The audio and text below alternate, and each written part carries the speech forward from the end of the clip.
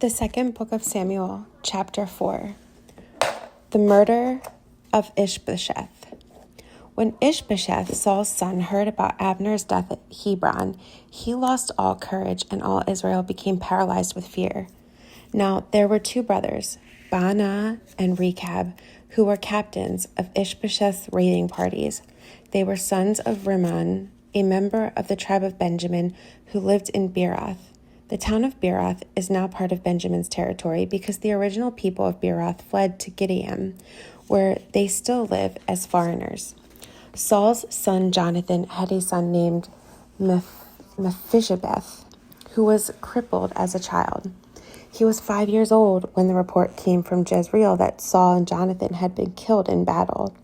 When the child's nurse heard the news, she picked him up and fled. But as she hurried away, she dropped him, and he became crippled.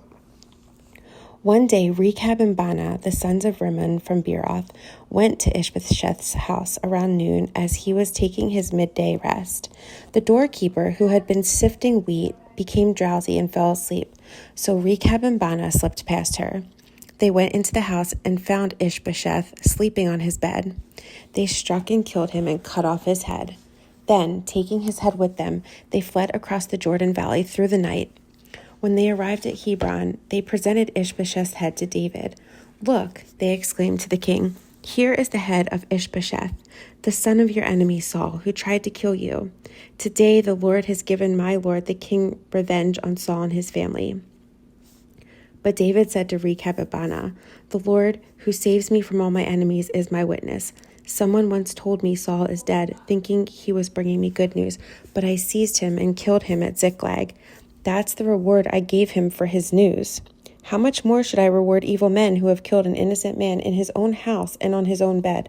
Shouldn't I hold you responsible for his blood and rid the earth of you?" So David ordered his young men to kill them, and they did.